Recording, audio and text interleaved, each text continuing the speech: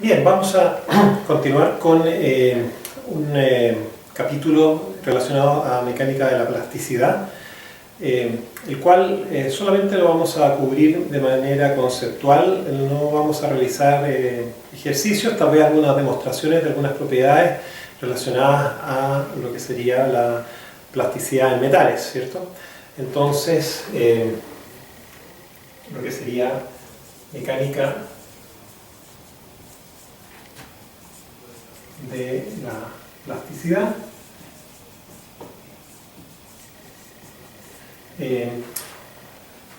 Primero recordamos, ¿cierto?, la curva clásica de tensión de formación de ingeniería, sigma epsilon, donde sigma es una fuerza aplicada por un área constante, ¿cierto? Y la deformación epsilon sería el desplazamiento delta dividido por el largo inicial. Por lo general, esta gráfica, como ustedes ya saben, lo han hecho en los laboratorios, corresponde a una probeta cilíndrica uniaxial, la cual es deformada realmente, es traccionada, pero eso produce una fuerza, ¿cierto?, con la cual reacciona el material, F, que es constante, sobre esta área cero. Entonces sabemos que primero va a ocurrir un rango elástico, ¿cierto?, que el metal es lineal elástico, con una pendiente bien pronunciada, para pasar a un rango plástico que puede ser marcado o continuo, ¿cierto?, dependiendo del tipo de aleación. En los aceros al carbono generalmente hay una transición, ¿cierto? Hay una transición que después da paso a una deformación que va a estar en rango plástico o irreversible, pasando por un máximo y llegando acá a un punto final. Pero también existen algunos metales, ¿cierto?, como los aceros inoxidables, en donde esta transición es suave, ¿cierto? Bueno, independientemente de si es que es suave o marcada la transición, vamos a tener en la zona elástica una pendiente que me entrega información sobre el módulo elástico E, ¿cierto?, en donde es válida la ley de Hooke, ¿cierto?, sigma igual a E por epsilon, ¿cierto? Y maneras de poder determinar la posición de la transición elástica a fluencia o plástica es a través de un criterio que se llama del 0.2% de formación, que requiere que se trace entonces una línea paralela a la pendiente elástica, y donde corta se estaría definiendo entonces el punto de fluencia, la fluencia o sigma Y. A partir de ese punto ya podemos asegurar que el material empieza a deformarse, pero en rango plástico, no elástico, es decir, no puede recuperar su deformación posterior, y el mecanismo asociado a eso se basa en teoría de dislocaciones, que vamos a ver con más detalle en un breve instante. En ese rango plástico hay un aumento de la resistencia con un rendimiento decreciente hasta un valor máximo, ¿cierto?, que generalmente se llama el valor de sigma último, o el sigma UTS, ¿cierto?, para luego tener una zona que es de daño puro, donde realmente el material queda inservible, no se utiliza y termina fracturándose a un cierto sigma de fractura.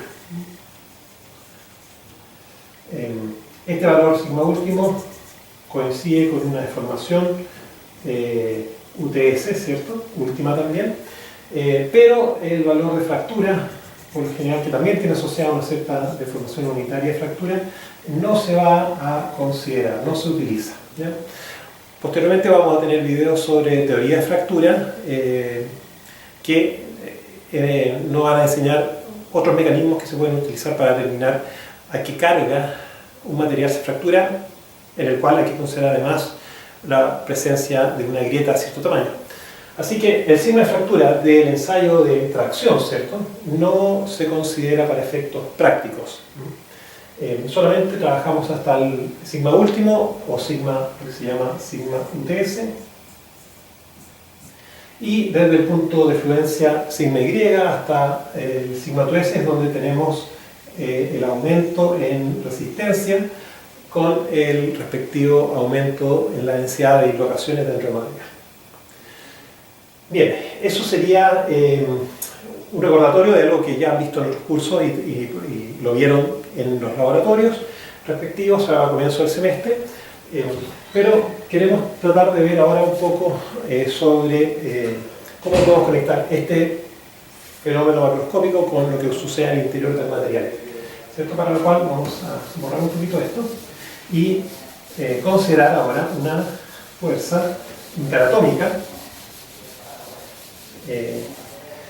mejor dicho, recordar la fuerza interatómica, ¿cierto? Sería fuerza interatómica versus separación radial.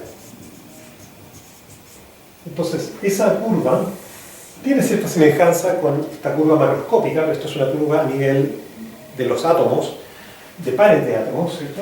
Donde por lo general vamos a tener una fuerza que va a ser positiva en el cuadrante superior, negativa en el cuadrante inferior,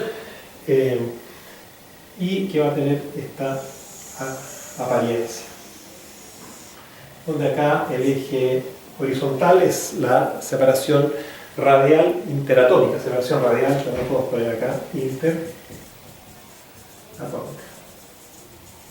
O sea, básicamente lo que tenemos es un átomo que lo vamos a representar con este círculo, el cual está conectado a través de un enlace con un segundo átomo, puede ser un átomo B, un átomo A, un átomo B, que están conectados y separados desde sus centros a una cierta distancia R. Entonces, hay una fuerza que mantiene a este sistema cohesionado, tanto en atracción y repulsión, como sabemos, ¿cierto? Atracción lógicamente de tipo culómbica y repulsión asociada a las cargas diélectricas de los núcleos, pero la fuerza neta, ¿cierto? Esto podríamos decir que es fuerza neta, en equilibrio va a tener que ser cero. Entonces, como recordamos, en este punto donde la fuerza es cero, es donde se produce el equilibrio y por lo tanto tendríamos la separación de equilibrio R0 acá. Bueno, como sabemos, la pendiente a esta curva, ¿cierto? La tangente pasando por el punto de equilibrio nos da la variación de la fuerza neta dividido con respecto a la separación interatómica. Esa tangente la definimos como kappa, ¿cierto? Evaluada en R0 y es proporcional a lo que es la rigidez del material. Y por otro lado tenemos acá una cierta fuerza máxima, fuerza neta máxima, ¿no? Que a partir de ella ya el material, el enlace se rompe, ¿cierto? Bueno, es interesante ver que esta curva, que es para dos átomos, si es que añadimos más átomos, ¿cierto? Y también si añadimos átomos en un segundo plano,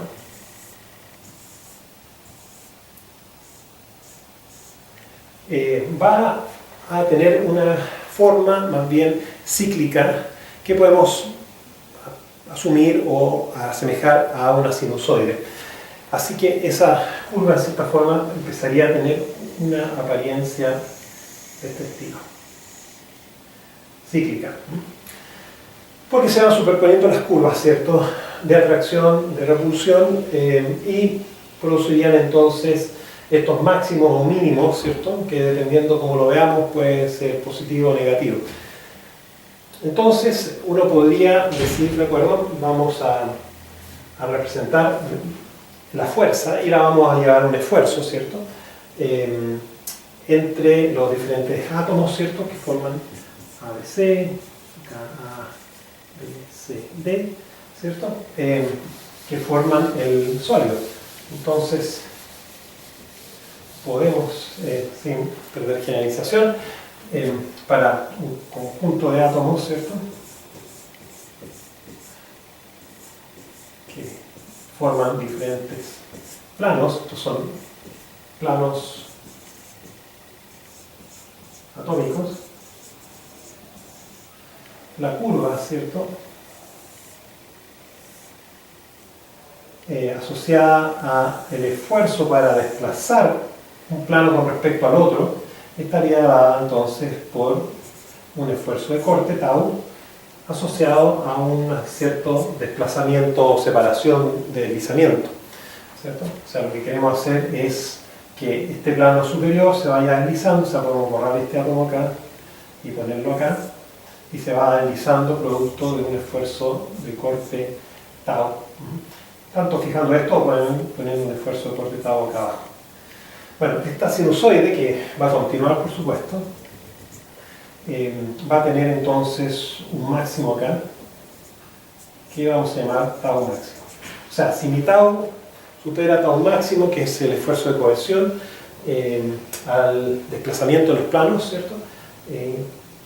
Interatómicos, vamos a lograr que se genere este efecto de desplazamiento de plano, que es la base de la deformación plástica. En la deformación plástica se conserva el volumen, ¿cierto? Al igual que los elastómeros. Los elastómeros era porque venía una especie de corrimiento de las moléculas, ¿cierto? Poliméricas. En este caso lo que ocurre es un desplazamiento entre los planos de compactación en el interior del material, ¿cierto? Entonces este tau max lo podemos representar como, esta función tau corresponde a tau max por seno de una función cíclica, por supuesto, donde podemos decir que al dar un ciclo completo, un periodo completo, vamos a desplazar el plano superior sobre el inferior una magnitud correspondiente a B, por ejemplo, ¿cierto? Entonces podemos perfectamente decir que 2pi por x partido por B sería entonces el argumento de esta sinusoide. También entre los planos podemos ver que habría una cierta separación de valor A. A y B son muy similares, no tienen por qué ser necesariamente iguales, pero son casi del mismo orden de magnitud. Así que esta sería nuestra función de resistencia del material al desplazamiento de los planos producto del esfuerzo de corte externo, ¿cierto? Podemos, en base a eso, por otro lado, además sabemos que en el rango elástico, antes de que se ocurra el desplazamiento irreversible de los planos, ¿cierto? El caso límite sería uno que obedece a la ley de Hooke para esfuerzo de corte, que sería tau igual a g por gamma, ¿cierto? Y gamma en este caso estaría dado por x dividido por a. X en cierta forma es el desplazamiento, llamemos instantáneo, que está teniendo el material, donde B sería el desplazamiento máximo al cual ya se produce el periodo completo, ¿cierto? Así que esto vamos a llamarlo B. Y tendríamos entonces por un lado esta ley de Hooke, ¿cierto? Y por un lado la resistencia del material. Y donde ocurre el comportamiento elástico es al comienzo, ¿cierto? En esta zona inicial, por lo tanto podemos suponer que el comportamiento elástico va a corresponder a la tangente en torno a x igual a 0, entonces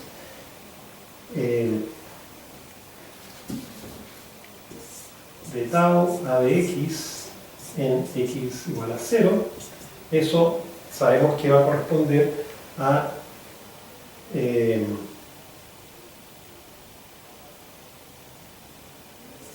de tau a de x, ¿cierto? Por el lado de la ley de Hooke, en ese caso, o sea, tendríamos igual a un de g por gamma, pero gamma es x partido por a, por lo tanto esto sería igual a g partido por a, por el lado de la ley de Hooke, pero también por el lado de la fuerza que cohesiona los planos, tendríamos entonces un valor igual a tau max por coseno, ¿cierto? O sea, tau max por 2pi partido por b, coseno de 2pi x partido por b, pero en x igual a 0. El coseno de 0 es 1, por lo tanto esto desaparece, esto es un 1, y tendríamos finalmente que, lo llevamos para acá, tendríamos que g partido por a por el lado de la ley de Hooke tiene que ser igual a tau max por un 2pi partido por b. Entonces tau max de alguna forma es g partido por 2pi b partido por a. Ahora, como b partido por a son casi parecidos, esto podemos considerar que es más o menos 1 y nos estaríamos quedando con un g partido por 2pi, lo cual se puede aproximar a g partido por 10. O sea, el tau máximo teórico, ¿cierto? Esto es teórico, ¿cierto? Esto es lo que sale de esta curva teórica de fuerza neta con respecto a la separación interatómica. Esto es teórico. Estaría siendo de 10 veces el módulo de corte, ¿cierto? Recordemos que el módulo de corte G para un material isótropo es E partido por 2, 1 más nu, la razón de Poisson. Poisson es del orden en metales de 0,25, si tenemos E partido por 2,5, más o menos, esto es, pensemos, un E dividido por 3, ¿cierto? Así que para un acero, ¿cierto? G fácilmente puede ser 210 dividido por 3, ¿cierto? Eso más o menos 70 gigapascales. 70 gigapascales, si lo dividimos por 10, nos estaría diciendo que el tau max en un metal es del orden de 7 gigapascales, pero sabemos que jamás se supera un gigapascal como esfuerzo para obtener el desplazamiento de los planos o bien inducir la fluencia del material. Siempre el tau real es del orden de cualquier cosa entre 100 hasta, yo diría, unos 800 megapascales. O sea, estamos hablando casi entre 1 a 2 órdenes de magnitud menor la capacidad que tiene un material de resistir la deformación plástica. Entonces, con esto lo que estamos demostrando es de que tiene que haber algo en el material, un defecto, en este caso sabemos que son las dislocaciones, lo estamos adelantando, las que permiten que el material a taus, que son 10 a 100 veces menores que el teórico, dan cuenta de la existencia de la plasticidad o de la separación o deslizamiento de planos en el interior del material.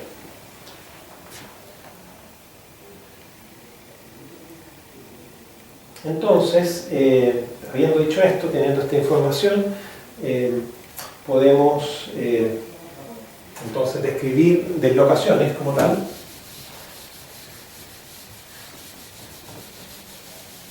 Entonces, lo que vamos a hacer es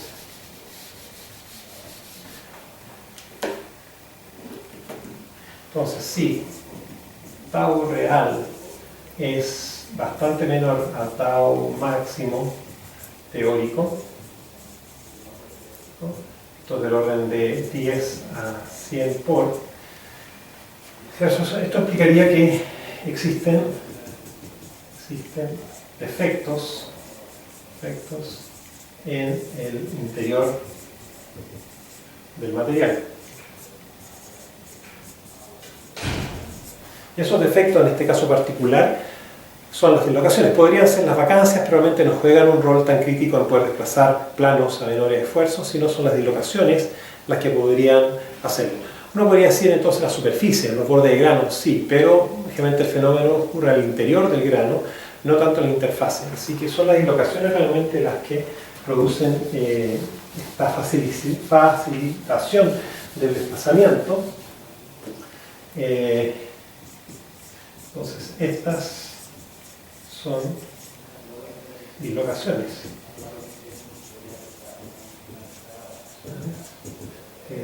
Es decir, defectos lineales. Entonces, estos defectos lineales se caracterizan, tienen diferentes comportamientos y formas de generarse. Acá podemos hablar de la dislocación de borde,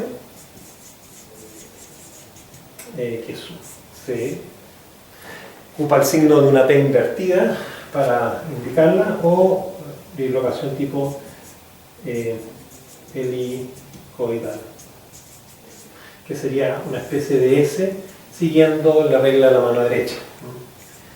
Y estos son dislocaciones que son con signo positivo, Si está invertida es con signo negativo, o bien la S se cambia de sentido de giro.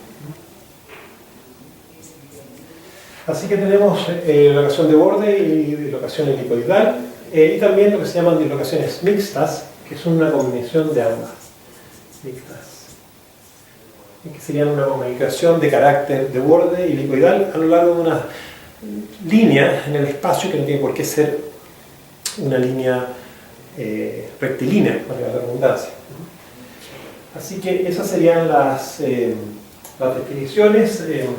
En las transparencias se ven imágenes, ¿cierto? Todas obtenidas del libro de Corning sobre comportamiento mecánico de los materiales, pero la dislocación de borde, podríamos decir, dislocación de borde,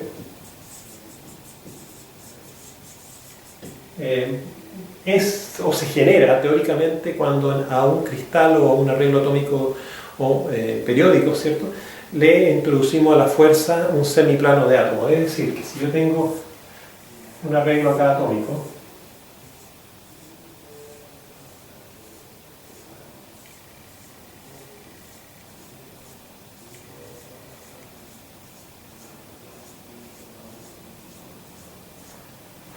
y yo introduzco en su interior acá un plano, pero hasta la mitad solamente, es decir, un plano que llegue acá y acá solamente, y lo estamos metiendo a la fuerza, vamos a marcar esos átomos como puntitos negros, ¿cierto? Ese plano, semiplano, porque es un plano que llega hasta la mitad, pues es un semiplano, lo que va a producir finalmente es lo siguiente.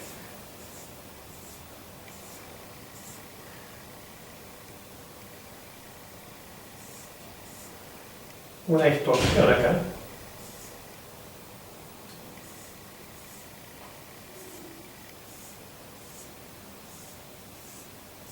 O sea que estos son los dos átomos que introducimos a la fuerza en el cristal puro, perfecto, y generó una distorsión, ¿cierto?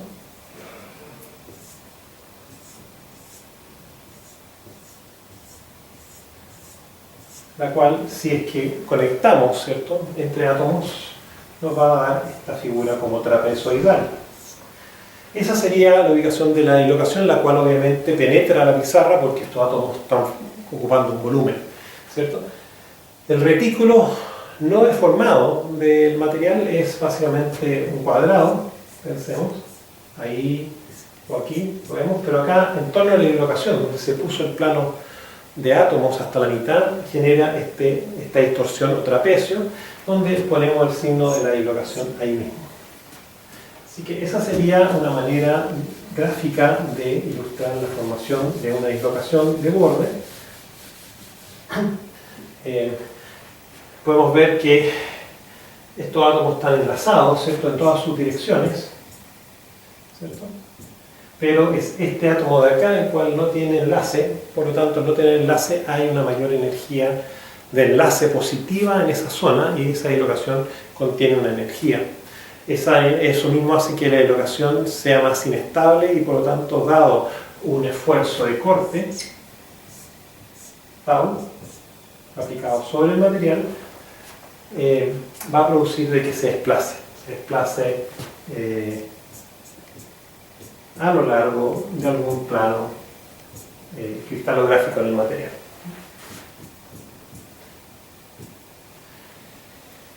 Entonces esa es la clave es que la dislocación se puede desplazar, o sea, la dislocación que está ubicada en un cristal, ¿cierto?, en una posición, al aplicar esfuerzo de corte tau externo, va a hacer que se desplace y que viaje a lo largo del cristal por un mismo plano, y una vez que llega al otro extremo, lo que va a producir es que el cristal se disloque, es decir, que la mitad superior se separe de la mitad inferior y se desplace y se vuelva a unir. O sea, en otras palabras, esto va a quedar como justamente una dislocación.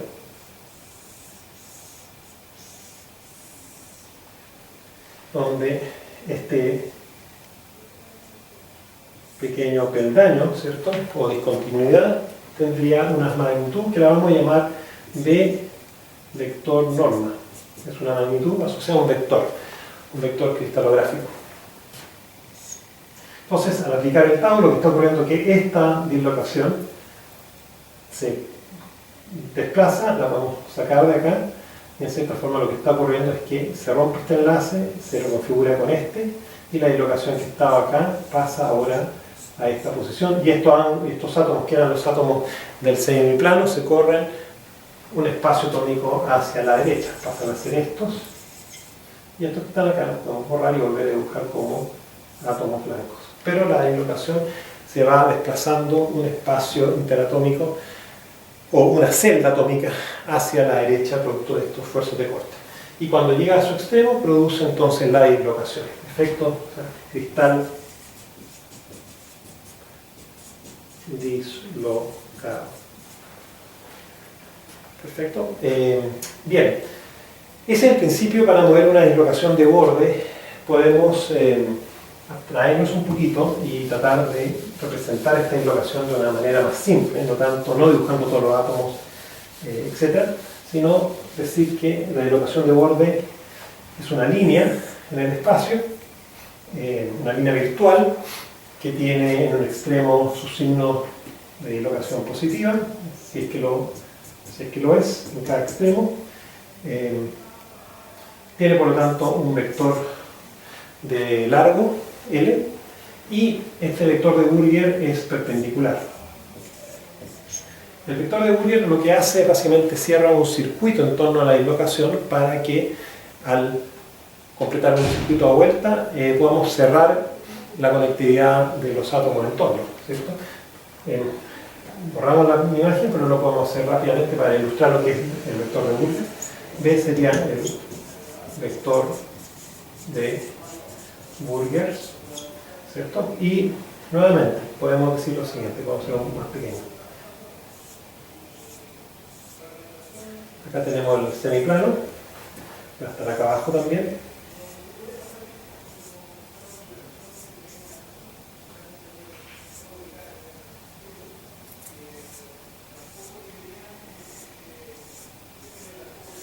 Entonces ese sería nuestro cristal con el semiplano de átomos, y lo que podemos decir es que si yo parto en este átomo 1, veo que hago un espacio o una celda, o un espacio interatómico, segundo espacio, tercer espacio, tres espacios a la izquierda, un espacio hacia arriba, dos espacios hacia arriba, tres espacios hacia arriba, y ahora tengo que volver con 1, 2, 3, y ojo, acá teníamos 3, y ahora necesitamos un cuarto. Ese sería el vector de Burger. Para bajar lo devolvemos con 3, 1, 2 y 3. Entonces realmente lo que necesitamos fue un vector adicional para cerrar el circuito en torno a la dislocación, que es una línea que está saliendo de este plano, ¿okay? Que lo podemos representar de manera como esta línea que está en esta situación. Voy a hacer un poco de zoom para que se vea actualizado. Así que esa es la definición del vector de Burger. El vector de Burger es el vector en la red cristalina que cierra el circuito de movimiento atómico, por así decir, en torno a la dislocación, y es un vector que conecta dos átomos, por lo tanto puede ser, y generalmente corresponde a una dirección de máxima compactación, según la estructura CPCC, FCC, simple cúbica, HCP, etc. Así que B es una huella digital de una estructura y tiene una magnitud. Generalmente B en norma va a corresponder a 2R0, 2 separaciones interatómicas, ¿cierto? En la mayoría de los materiales cúbicos cristalinos, ¿cierto? Entonces tenemos la línea de dislocación que es perpendicular a la pizarra, B perpendicular a esta línea, y por lo tanto B cruz L nos va a dar una normal correspondiente al plano que contiene esta línea y al vector de Burger, y esta normal puede ser la normal del plano gráfico dependiendo de la estructura, ¿cierto? Podemos tener una estructura de FCC, BCC, simple cúbica, HCP, etc. Y en cada una de ellas tenemos planos cristalográficos, ¿cierto? De algún tipo, generalmente máxima compactación. En este caso podría ser 1, 1, 1, o en este caso podría ser de tipo 1, 1, 0, o acá podría ser tipo 1, 0, 0, etc. Por lo tanto, tiene que cumplirse que B cruz L me dé la dirección 1, 1, 1 si estamos en un cristal FSC, o me dé la dirección 1, 1, 0, o una de las direcciones de la familia, que recuerden que uno puede permutar los signos y los índices y tenemos planos iguales con esa compactación. Si yo aplico ahora un esfuerzo de corte que sea perpendicular a la línea, va a producir que la línea se desplace perpendicular, paralelo a este esfuerzo de corte y perpendicular a la línea. Y básicamente eso es lo que vemos cuando hacemos este dibujito acá de un cubo que tiene una dislocación que al avanzar, llegar al otro extremo, básicamente se disloca, ¿cierto? Se separa en dos, es como cortarlo por la mitad y desplazarlo un espaciamiento correspondiente al vector de Burger. Acá, tanto ahí como acá. Bien, otras dislocaciones de interés son las del helicoide, ¿cierto?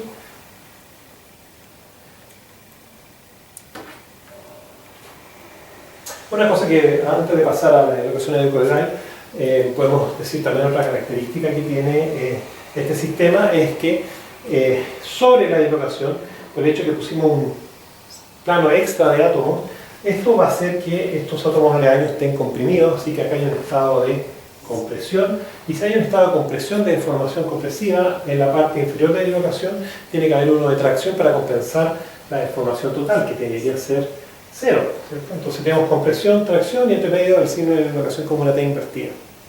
Eso es bueno. Por lo tanto, hay toda una distribución de deformaciones en torno a la línea de dislocación, dependiendo del ángulo.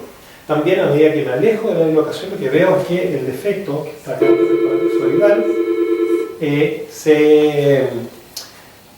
se pierde y vamos transitando hacia una estructura cristalina convencional. Bien, tenemos que ahora ver lo que es dislocación helicoidal. Como mencionamos, y vamos a borrar todo esto y hacer el mismo esquema. No vamos a mencionar el dibujo porque es muy difícil hacerlo a mano alzada. En las transparencias se puede ver que la dislocación helicoidal correspondería, por ejemplo, a un volumen cilíndrico al cual le hacemos un corte a lo largo de su longitud y al torcerlo se va a producir por este efecto helicoidal o de tornillo un desplazamiento relativo de la sección recta de la cara superior que va a ser del orden del vector de Burger también. Entonces la dislocación helicoidal, que vamos a poner con su S y la regla a la derecha, helicoidal, también va a ser una línea, vamos a poner sus signos en los extremos, pero el vector de Burger en este caso va a ser paralelo a la línea de la dislocación. D es paralelo a L y por lo tanto hay infinitos planos a lo largo del cual esta línea podría deslizar. En la dislocación de borde hay un plano dado por vector de Burger y L. B cruz L me da una normal que representa el plano donde desliza. Acá tenemos infinitos planos porque son paralelos los dos vectores, ¿cierto? Entonces vamos a tener uno de esos planos que podría ser este, uno de los tantos planos, ¿cierto? Y al aplicar un esfuerzo tau, ¿cierto? A lo largo del vector de Burger, por ejemplo, tau estaría acá, la dislocación se va a mover perpendicular en ese caso. Sería su velocidad sería perpendicular a la dirección de aplicación del esfuerzo de corte. También se va a generar el mismo efecto, se va a producir un efecto escalón de igual manera, pero el desplazamiento de la dislocación es perpendicular al esfuerzo de corte, no es paralelo al esfuerzo de corte. Así que bueno, lo más importante en este caso es mencionar que al poder moverse o poder estar contenida en infinitos planos, tiene más chance de poder desplazarse entre el cristal, mientras que las relaciones de borde son más limitadas en sus movimientos. Dijimos también que las dislocaciones, bueno, la dislocación de borde básicamente posee también un campo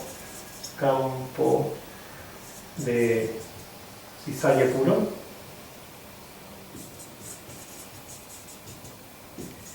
puro, el cual va decreciendo a medida que yo me alejo radialmente del eje de la dislocación. Puro, por lo tanto, la dislocación helicoidal y la dislocación de borde no interactúan. Vamos a ver que más adelante las dislocaciones de borde interactúan entre sí, se pueden alinear, pueden repeler también, se pueden aniquilar, pueden formar distribuciones en ángulos según la orientación de cada una y el signo. No hay mucho más que decir al respecto, remítanse a las transparencias del bloque, donde están las imágenes, ¿cierto? En caso que fuese necesario, y la dislocación mixta, esa realmente no tiene símbolo, es una combinación de ambas dislocaciones y básicamente correspondería ahora no a una línea recta sino a una curva en el espacio, una curva lineal en el espacio que puede tener carácter de borde en un extremo y carácter helicoidal en otro. Entonces en cualquier punto yo puedo tomar una tangente y ver qué porcentaje de carácter de borde y carácter helicoidal tiene según el concepto de que el vector de Fourier va a estar en alguna posición en el espacio y esta tangente a la línea de dislocación yo la puedo descomponer siempre en un sistema que pueda estar paralelo al vector de Fourier y perpendicular a él y ver entonces las magnitudes de estos vectores descompuestos y ver entonces qué porcentaje hay de carácter de borde o carácter helicoidal en ese punto y eso va a ir variando en el espacio de puro borde a puro helicoidal, por ejemplo. Así que lo interesante es que las dislocaciones son generalmente dislocaciones mixtas, como se observan en las imágenes, más que líneas puramente rectas.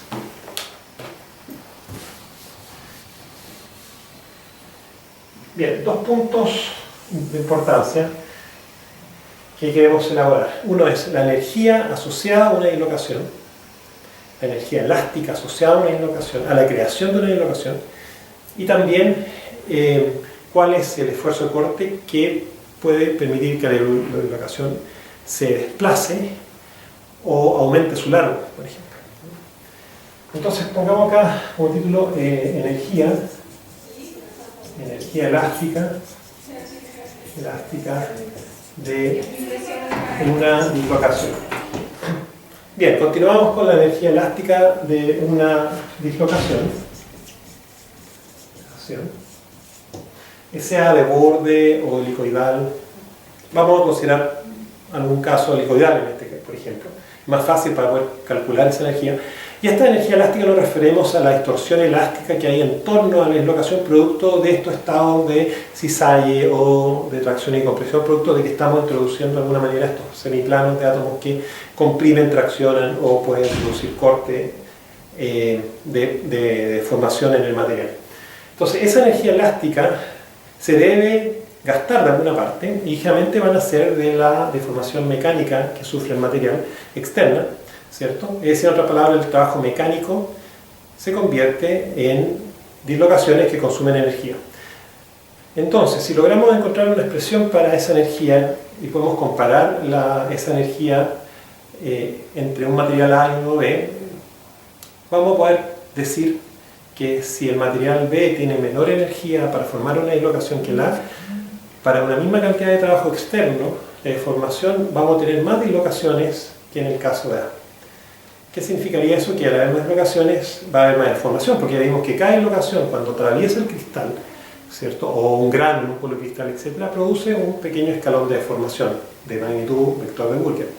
Entonces, si la energía de una dislocación en un material B es mucho menor que el material A y por lo tanto, dado una cierta cantidad de energía, me permite, por ejemplo, generar 1.000.000 de dislocaciones, ¿cierto? Y en el material A solamente 100.000, y tenemos un orden de magnitud, claramente el material con 1.000.000 de dislocaciones va a poder deformarse 10 veces más que en A. Vamos a suponer que los vectores de Fourier son más o menos del mismo tamaño, eso puede tener un efecto, pero se va a deformar probablemente más que el material A y por lo tanto es más dúctil. Entonces, una manera de medir comparar ductilidad entre materiales es comparar las energías elásticas asociadas a la dislocación.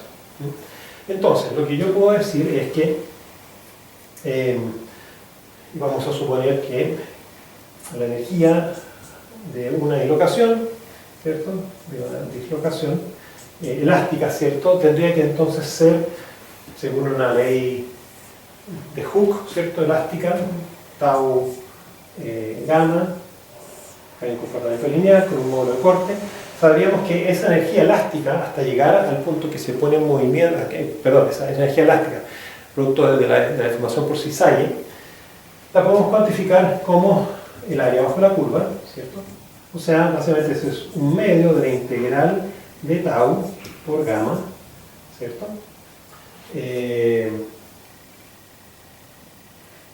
Por el volumen de material, ¿cierto? Esto entre un cierto volumen inicial y un volumen final. Bueno, por otro lado sabemos que tau, ¿cierto? Según la ley de Hooke, es gamma por g, por lo tanto esto se convertiría en un medio integral de g por gamma cuadrado. Y ahora podemos hacer el diferencial de volumen, llevarlo a un sistema cilíndrico, por ejemplo, en donde este diferencial de volumen podría ser de la forma 2pi r de r para un cierto largo de dislocación que vamos a mantener constante. Así que tenemos el diferencial 2pi r de r por l vector, ¿cierto? Y esto que varía entre r0 y un R final.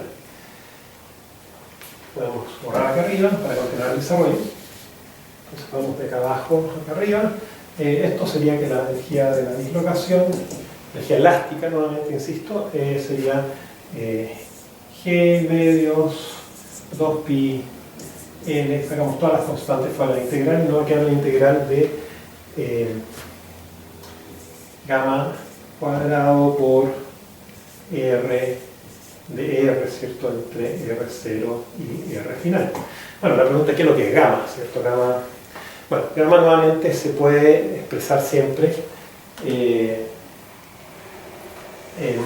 función del vector de Burger, por supuesto, y la deformación, en este caso angular o rotacional que tendría este material, este cilindro que contiene la dislocación. O sea, pensemos que de alguna manera lo que tenemos acá, vamos a hacer un dibujito acá, hay un cilindro de material donde la dislocación va por dentro y esto de alguna forma, al ser torcido, ¿cierto? Rotado, va a producir una cierta deformación angular acá en su superficie. Remítanse a las transparencias porque queda más claro ese movimiento, que no lo voy a poder reproducir con mucha claridad, pero de eso podemos ver que gamma básicamente es el vector de Burger en norma dividido por 2pi por r, o sea, según la distancia a la cual estoy del eje y una rotación en 2pi, sabemos que al rotar en 2pi se va a generar un vector de Burger y esa va a ser entonces la deformación para producir la dislocación, la deformación angular. Entonces, claramente esto sería simplemente d partido por 2pi r, y si reemplazamos acá, esto nos va a quedar finalmente como energía de dislocación, vamos a ir simplificando, pi por g por l, y arriba nos estarían quedando, y dentro de la integral podemos sacar el vector de Burger hacia afuera, ¿cierto? Al cuadrado, ¿cierto? Que hace el b cuadrado, y abajo nos estaría quedando simplemente, vamos a sacar el 2pi para afuera, y nos estaría quedando una integral de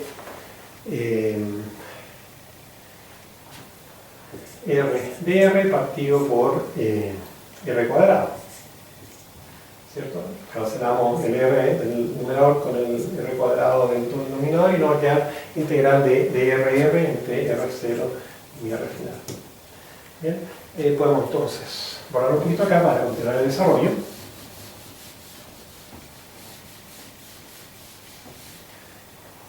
Y la energía entonces de la dislocación estaría quedando como, según esto, Gb cuadrado, ¿cierto? L partido por pi, y nos estaría quedando logaritmo de R final partido por R inicial. Bueno, ¿cuánto es ese cociente entre F y R inicial? R inicial puede ser una separación atómica y ya a 10 separaciones atómicas se va el efecto de la distorsión de cisalle de la dislocación, y por lo tanto esto puede ser perfectamente un cociente de 10 y logaritmo de 10 del orden de 2. De 2, 3. Así que de cierta forma se nos cancela esto con el valor de pi, y para tener un orden de magnitud más, ¿cierto? Vemos que esta energía es del orden de G por B cuadrado por el largo de la dislocación. Entonces, interesante, porque yo puedo comparar ahora entre material A y B, puedo decir, de acuerdo, GA por B cuadrado A por L de A partido por GB B sub B cuadrado largo de B. Entonces, teniendo dos materiales A y B, podemos comparar el módulo de corte por el vector de Burian al cuadrado de uno con respecto al del otro, y dependiendo si este valor es mayor o menor que 1, podemos definir que entonces la energía del material A, por ejemplo, es mayor que la del B para generar una cierta cantidad de dislocación por unidad de longitud, y por lo tanto si B tiene menor energía para un mismo trabajo externo realizado sobre el material, se van a generar más dislocaciones, y cada dislocación puede aportar una deformación no reversible igual al vector de Burian. Y por lo tanto podemos decir que el material B es más dúctil, se elonga más, tiene capacidad de formarse más producto que hay más dislocaciones por unidad de energía de formación que se está aplicando al material, porque su energía por dislocación es menor. Bueno, ese es un análisis. Entonces llegamos a un criterio GB cuadrado, el cual nuevamente es simple de aplicar. Yo puedo encontrar la información del módulo de corte hoy día a través de internet, y los vectores de Burian se pueden encontrar según la estructura cristalina, el radio atómico del material, etc. Así que el primer criterio podemos poner acá Gb cuadrado. Interesante, esto es un criterio que corresponde a energía del cristal, eso estaría asociado al módulo de corte. Es un módulo como el módulo de Young, módulo de rigidez, tiene que ver con la segunda derivada de la energía, ¿cierto? Esto es aproximadamente segunda derivada de la energía, ¿cierto? Con respecto a la separación interatómica. Y por otro lado, una propiedad que tiene que ver con la estructura, geometría del cristal al cuadrado. Esto sería entonces el vector de Burian. Entonces, nuevamente, las propiedades como la ductilidad nacerían tanto de la energía del material asociado a su módulo de corte G, como también a el vector de Burian, que tiene que ver con la estructura cristalina mía, la compactación de la estructura. O sea, la segunda derivada de la energía y la compactación del material asociado a su geometría cristalina, en este caso PCC, FCC, etc. Así que un segundo criterio tiene que ver con el esfuerzo, ¿cierto? Esfuerzo de corte crítico. O sea, para entrar en fluencia.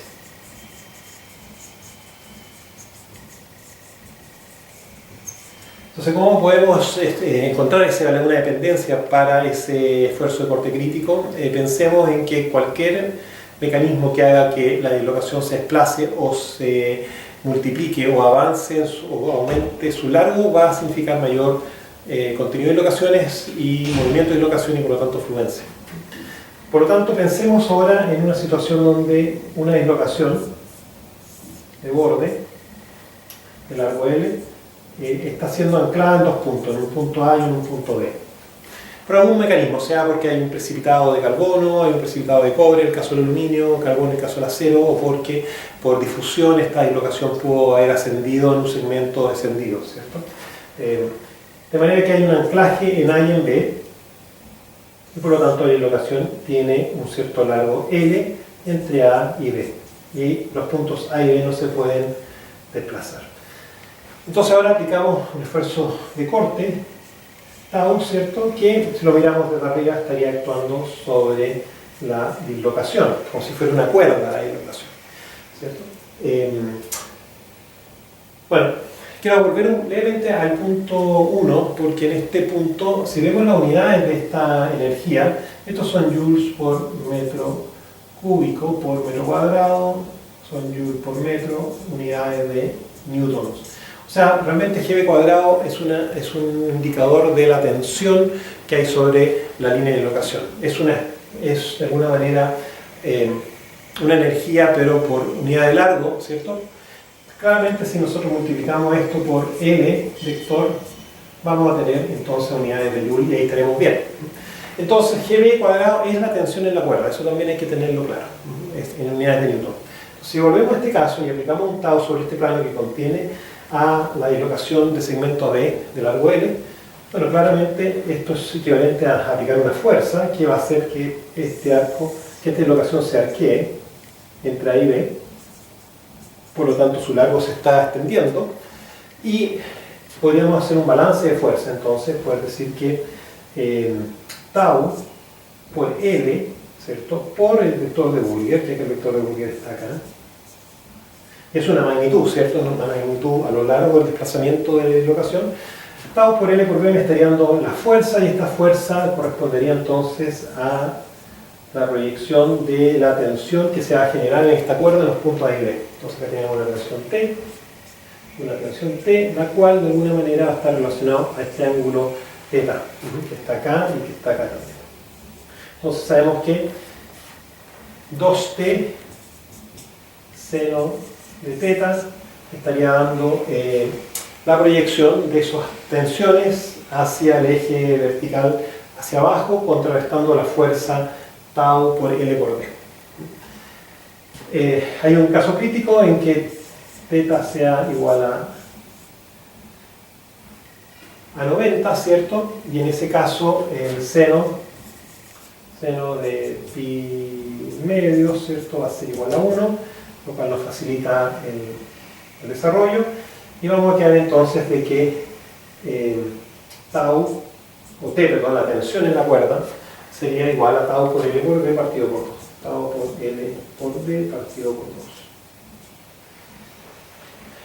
Muy bien, entonces si la tensión en la cuerda es tau por L por B y vimos que G por B tiene unidades de Newton, por lo tanto es extensión, podemos igualar esto a G de cuadrado, ¿cierto? Y podemos entonces decir que, simplificando el D con el G de cuadrado, el tau que va a hacer que lleguemos a la condición crítica, es decir, que se arquee en un semicírculo la dislocación. Esto tiene la L acá, esto tendría que ser un radio acá, un radio igual a L medios. Entonces en ese caso tau crítico, ¿cierto? Sería igual a G de partido por L medios, por el radio del círculo que se estaría formando con la dislocación, el semicírculo. Bueno, una vez que se supera ese valor de tau crítico, esta dislocación evoluciona a algo que empieza a tomar una forma de esa manera. Entonces sigue siendo A y B, y estos dos extremos se juntan y finalmente producen una argolla de dislocación, manteniendo la dislocación original AB en el interior.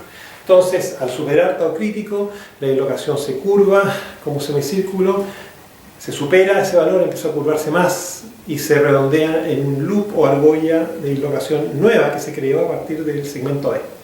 Claramente eso me está indicando que la dislocación se propagó, aumentó su largo y entró en influencia en el material. Entonces, el tau crítico escala con G por B partido por un radio de curvatura, ¿cierto? Pero nuevamente podemos comparar tau crítico de A partido por tau crítico del material B, y eso finalmente va a ser GA de A partido por GB de B. Entonces el material que tenga G por B menor va a ser el material que va a entrar en fluencia primero, ¿cierto? Y el material que tenga el G por B cuadrado menor es el material que va a ser más dúctil. Por lo tanto, muchas veces cuando G por B ya es menor, G por B cuadrado también puede serlo, pero ojo, hay algunas situaciones donde combinaciones de G por B y al cuadrado podrían hacer que se revierta el valor del producto. Entonces, nuestro segundo criterio, lo podemos anotar acá, vamos a borrar todo esto, ¿cierto? Es G por B simplemente, para flotación.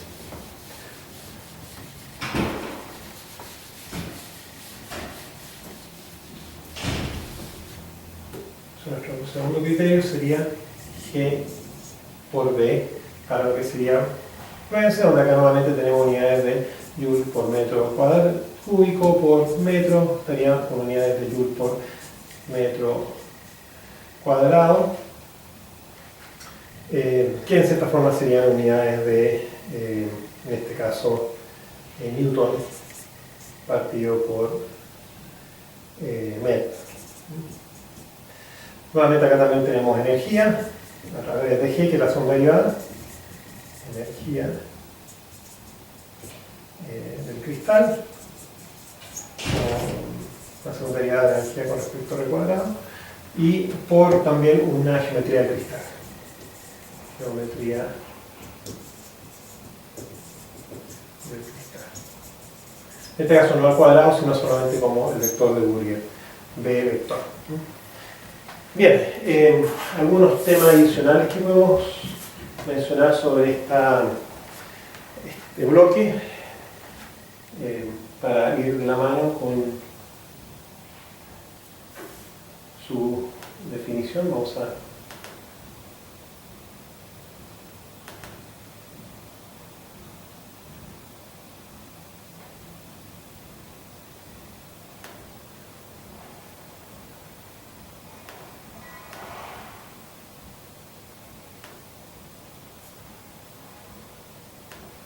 bien, entonces, siguiendo con las transparencias, para que haya concordancia, podemos ver entonces que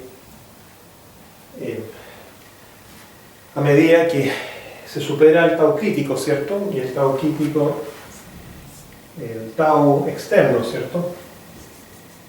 Externo, o supera el tau crítico, el material va a fluye, y se estaría entonces moviendo en el rango de la curva de formación, ¿cierto? Este punto de fluencia, se estaría moviendo hacia el UTS acá. Ahora, en este proceso lo que va ocurriendo es que las dislocaciones interactúan entre ellas, ¿cierto? Se pueden repeler, se pueden aniquilar, se alinean también. Así que hay una serie de reacciones, por así decirlo, entre dislocaciones, ¿cierto? Que estarían dando cuenta del comportamiento en el rango plástico, ¿cierto? Entre sigma Y y sigma UTS.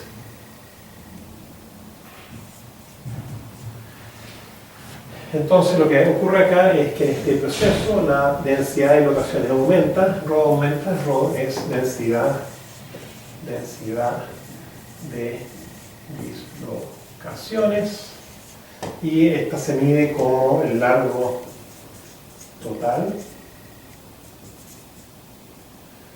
de dislocación partido por el volumen del cristal, ¿cierto? Entonces esto yo lo puedo llevar también a un ejemplo donde podría tener n dislocaciones de largo L en un cristal de dimensiones L cubo, y por lo tanto nos quedaría que la densidad de dislocaciones sería igual a n partido por L cuadrado. Pero el largo total de dislocaciones en el interior del material puede ser enorme, pueden ser kilómetros de dislocaciones, ¿cierto? Que son unidades lineales a nivel de espesor atómico, y el volumen del material del cristal. Pero también lo podemos ver entonces no solamente como el largo total del interior, sino como el número de dislocaciones que atravesaría una sección recta de este material. Si el cristal tiene largo L, alto L y ancho L, podríamos tener un número de dislocaciones atravesando este cristal, y este sería la densidad de dislocaciones. Así que cuando ocurre este aumento de dislocaciones es porque estamos multiplicando las dislocaciones, ¿cierto? O sea, ρ aumenta, implica multiplicación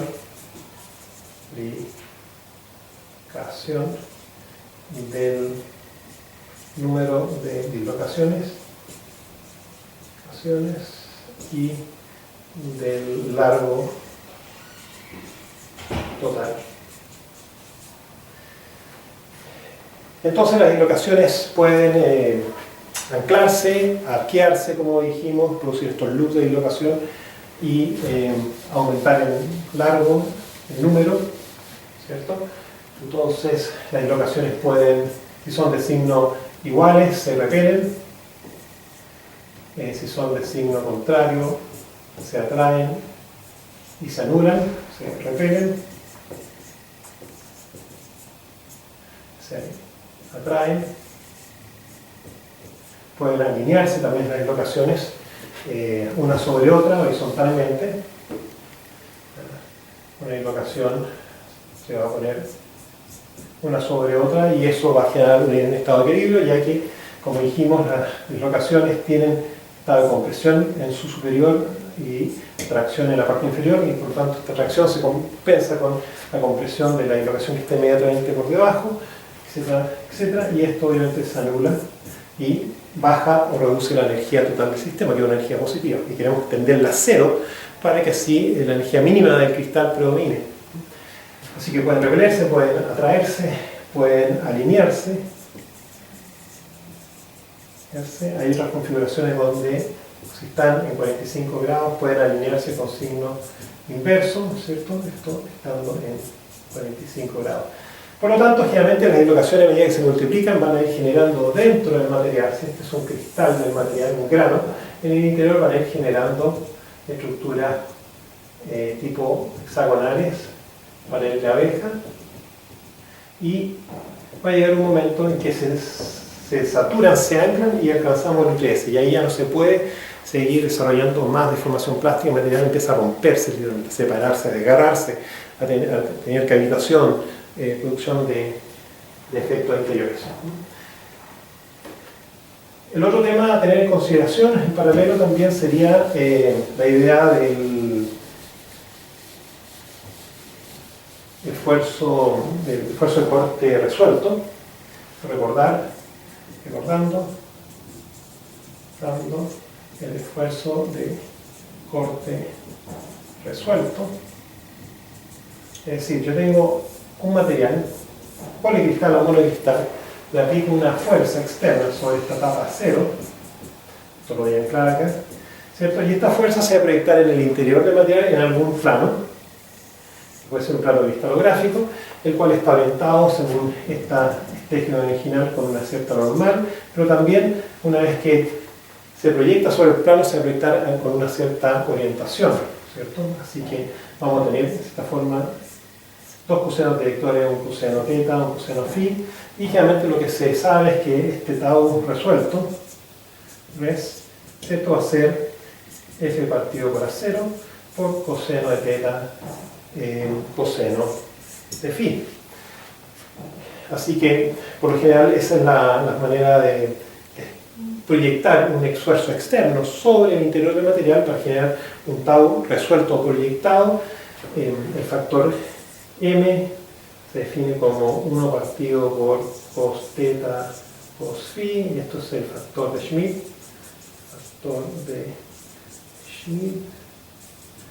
¿Cierto? Entonces, el tau resuelto no es más que el sigma 0 dividido por el factor de Schmidt. Recordar eso, y que en el caso de los sólidos continuos, ¿cierto? Sabemos que ocurre la condición de que teta más phi igual a 90, ¿cierto? Son ortogonales, ¿cierto? Con pi medio, ¿cierto? Y cuando ocurre eso, el coseno de phi pasa a ser el seno de phi, cos phi igual seno de phi, ¿cierto? Entonces ahí ya podemos tener una situación donde el tau resuelto va a ser sigma 0 coseno phi seno phi, y el tau resuelto max va a ocurrir justamente en phi igual pi cuartos, en 45 grados. Entonces, ¿qué significa eso? Que al final estamos en una proyección de 45 grados, que es lo que ya sabemos de el desarrollo de la mecánica de sólidos a través del círculo de Moore, etcétera, la rotación del estado de tensiones. En 45 grados es donde se logra el tau de mayor magnitud para un cierto estado de tensión orbitario, ¿cierto? Entonces, si tenemos el círculo de Moore, ¿cierto? Para un cierto estado, ¿cierto? Sabemos que estas son las direcciones principales, acá está el centro del círculo, justo acá, ¿cierto? Cuando el estado está acá en 90 grados, ¿cierto?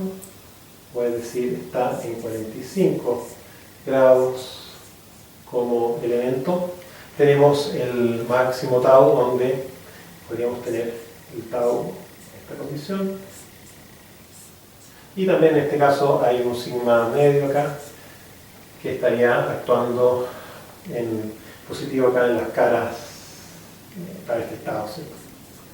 Sigma n, sigma n, ¿cierto?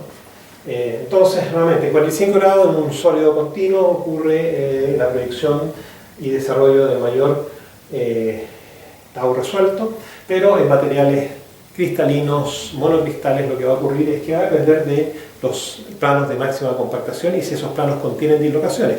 Si contiene una dislocación y sobre ese plano proyecto mi fuerza y me genera un tau que no va a ser el máximo, ¿cierto? Va a ser un tau intermedio, pero que es capaz de vencer el crítico, que es de la forma GB partido por L medios, se van a poner en movimiento de dislocación y el material va a fluir en ese plano, para ese cristal.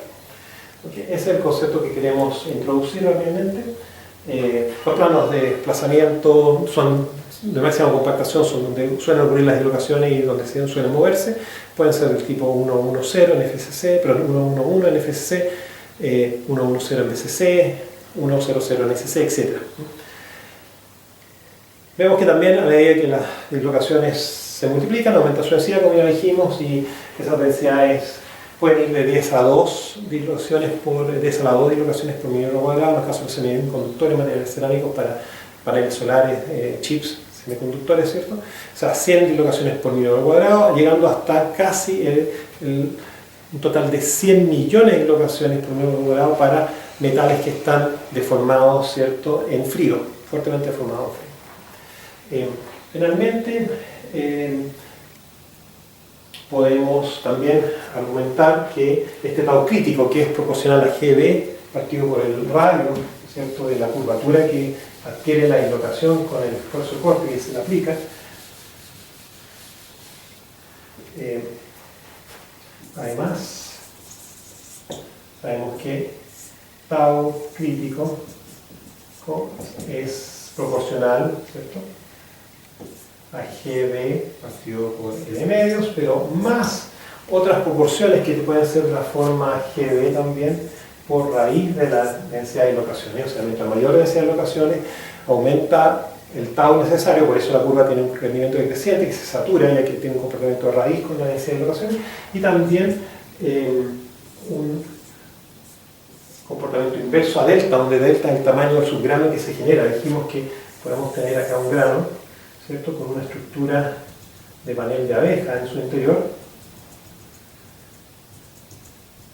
y el diámetro o cierto tamaño de esa subestructura de panel de abeja, delta, también mientras más pequeña sea, mayor es la resistencia al movimiento de dislocaciones. Entonces, este comportamiento suele tener un máximo cuando se grafica sigma con epsilon de ingeniería, para después decaer a un sigma de fractura y acá un sigma UTS, y acá se inicia con un sigma Y.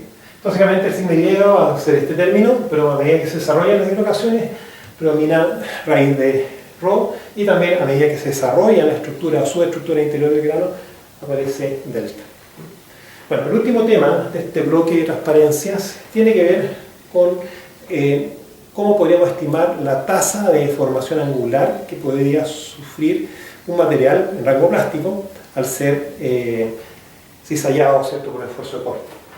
Queremos, en otras palabras, ver cuánto se deforma en el tiempo de manera angular en el material.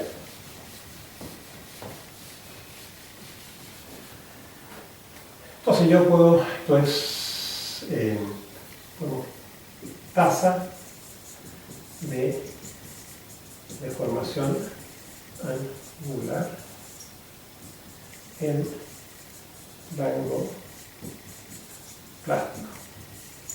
Bueno, esa tasa básicamente nosotros podemos pensar que partimos con un cubo, ¿cierto?, el cual está sometido a tau y se empieza a deformar elásticamente angularmente, pero después pasa un rango irreversible angular, ¿cierto? Pasa esto,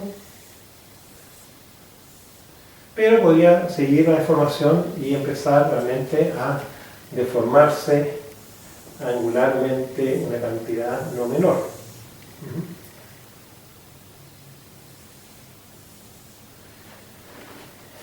Ok, entonces, bueno, la pregunta es cómo se puede cuantificar si esto al final es un delta gamma que hubo acá.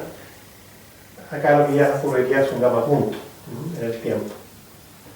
Entonces, ¿cómo podemos estimar eso de manera simple? Bueno, podemos decir que en este material, lo vamos a dibujar un poco en perspectiva, tenemos dislocaciones, tenemos n dislocaciones. El cristal puede tener una cierta dimensión, pero preferentemente un largo L, ¿cierto? Podría tener básicamente un largo L. Estas dislocaciones van de extremo a extremo. Acá puede tener una altura h, esto podría tener un ancho L y un largo L, ¿cierto? Y una altura h, para ser más general.